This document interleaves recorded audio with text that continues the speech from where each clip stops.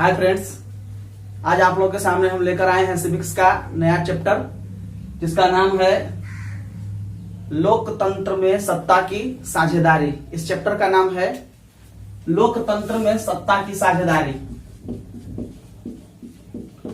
First chapter है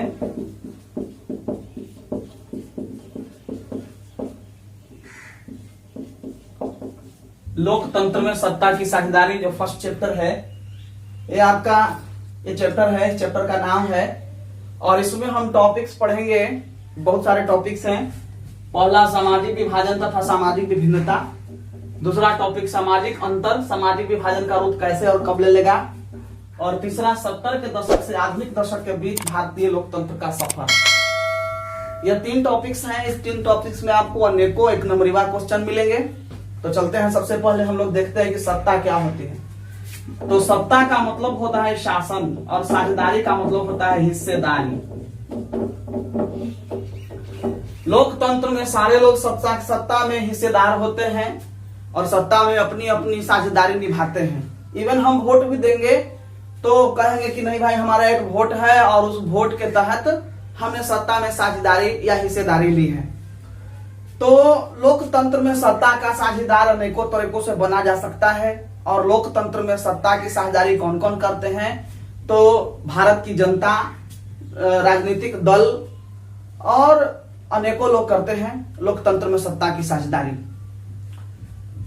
तो सर्वप्रथम हम लोग देखेंगे कि हमारे देश में बहुत सारे सामाजिक विभाजन है। सामाजिक विभाजन, सामाजिक विभाजन का मतलब होता है कि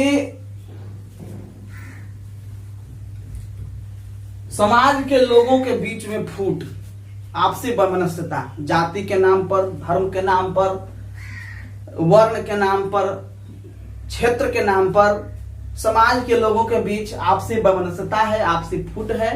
इसी को हम सब सामाजिक विभाजन कहते हैं। सामाजिक विभाजन का मतलब समाज में अवस्थित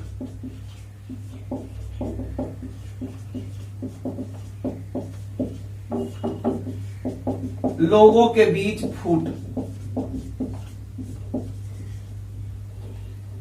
जितने जो समाज में लोग हैं, ये सारे लोग जाति के नाम पर यदि अलग हो जाएं, धर्म के नाम पर यदि अलग हो जाएं, क्षेत्र के नाम पर अलग हो जाएं, अथवा वर्ण रंग के आधार पर अलग हो जाएं, तो हम सब कहेंगे कि समाज में विभाजन हो चुका है, सामाजिक विभाजन है। दुनिया के सभी देश में किसी न किसी तरह का सामाजिक विभाजन है। दुनिया के हर एक देश में किसी न किसी तरीके का सामाजिक विभाजन है, चाहे वो धर्म के नाम पर हो, चाहे वो जात के नाम पर हो, चाहे वो क्षेत्र के नाम पर हो, चाहे वो वर्ण के नाम पर हो। हमेशा सामाजिक विभिन्नता है। अमेरिका में श्वेत और अश्वेत, गोरे और काले वर्ण का विभाजन है, एक दूसरे के साथ लड़ाई है। और भारत में जाति के नाम पर, धर्म के नाम पर, क्षेत्र के नाम पर भी सामाजिक विभाजन है। सच पूछा जाए तो सामाजिक विभाजन और सामाजिक विभिन्नता में अंतर है। सामाजिक विभाजन तथा सामाजिक विभिन्नता में अंतर है। अंतर क्या है? सामाजिक विभिन्नता उसे कहते हैं कि समाज में अवस्थित लोगों के बीच फूट को सामाजिक विभाजन कहेंगे, लेकिन सामाजिक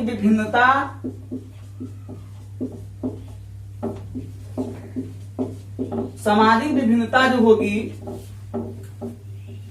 यह जरूरी नहीं है कि समाज में जाति के नाम पर लोग हैं, अनेकों जाति के लोग रह रहे हैं, अनेकों धर्मों के लोग रह रहे हैं, अनेक भाषाओं को मानने वाले लोग रह रहे हैं, बोलने वाले लोग रह रहे हैं, अनेक वर्णों के लोग हैं, अनेक रंगों के लोग हैं। तो लोगों के बीच में विभिन्नता माने भिन्न भिन्न तरह के लोग हैं। समाज में भिन्न भिन्न तरह के रहने वाले लोग हैं, उसी को हम सब सामाजिक विभिन्नता कहते हैं। सामाजिक विभिन्नता यानी कि समाज में रहने वाले भिन्न भिन्न तरह के लोग, कोई धर्म के आधार पर अलग है, कोई जाति के आधार पर अलग है, कोई क्षेत्र के आधार पर अलग है, बहुत सारे अलगाव हैं जिसको हम सब सामाजिक भिन्नता कहते हैं। समाज में रहने वाले भिन्न भिन्न तरह के लोग हैं, उसी को हम सब सामाजिक विभिन्नता कहते हैं। यानी कोई जाति के नाम पर अलग है, बड़े अलग जाति के लोग हैं, तो इसका मतलब यह नहीं हो कि हर एक सामाजिक विभिन्नता सामाजिक विभाजन होता ही है। इसका तात्पर्य यह हुआ कि सामाजिक विभिन्नता हमेशा सामाजिक विभाजन नहीं बनती, क्योंकि अलग अलग लोग तो रहते हैं, लेकिन उसमें जरूरी नहीं है कि लोगों में लड़ाई झगड़े हो, लोगों में वैमनस्यता हो, आपसी फूट हो। तो इस तरह से हम कह सकते हैं कि हर एक सामाजिक विभिन्नता सामाजिक विभाजन का रूप नहीं लेती। क्वेश्चन भी आता है आप लोगों का कि हर एक सामाजिक विभिन्नता सामाजिक विभाजन का रूप नहीं लेती है, कैसे? हर एक सामाजिक विभिन्नता सामाजिक विभाजन का रूप नहीं लेती है, कैसे? तो इसमें इस क्वेश्चन के बारे में, इस क्वेश्चन पे लिखना पड़ेगा कि चूंकि समाज में अनेकों धर्म के मानने वाले लोग हैं, अनेकों जातियों के लोग हैं, अनेकों क्षेत्र के लोग हैं, लेकिन इसमें जरूरी नहीं है कि उन लोगों के बीच धर्म के नाम पर लड़ाई हो, उन लोगों के बीच क्षेत्र के नाम पर लड़ाई हो, उन लोगों के बीच जातियों के नाम पर लड़ाई हो।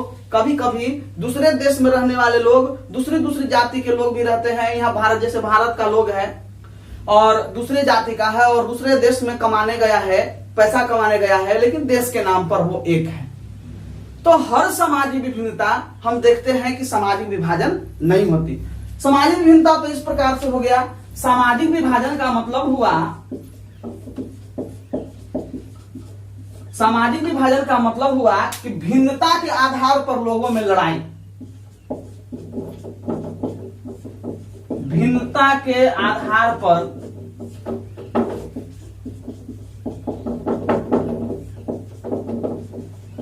भिन्नता के आधार पर लोगों में लड़ाई, उसे हम सब सामाजिक विभाजन कहेंगे।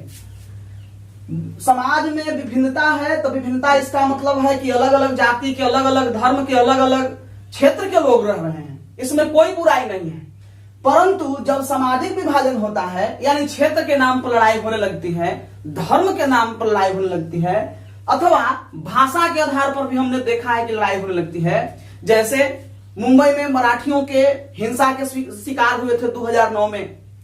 2009 का काल था, उस समय मुंबई में मराठियों के हिंसा के शिकार सारे उत्तर भारतीय लोग हुए थे, हिंदी भाषी थे। भाषा के आधार पर उनको एक समझा गया, भले ही इधर वे लोग दूसरे दूसरे जाति के थे, दूसरे धर्म के मानने वाले थे, परंतु उन्हें भाषा के आधार पर ही एक माना गया। तो इस प्रकार हम कह सकते हैं कि हर एक सामाजिक विभिन्नता सामाजिक विभाजन का रूप नहीं लेती है। तो एक टॉपिक आपका क्लियर हुआ दोस्तों। उसके बाद दूसरी वीडियो में दूसरा टॉपिक, यह बड़ा सेंसिटिव सब्जेक्ट है जो सिविक्स है और इसमें ज्यादा समझने वाली बात होती है, इसलिए हम धीरे धीरे करके आपको अनेकों टॉपिकों से रूबरू कराएंगे। तब तक के लिए नमस्कार।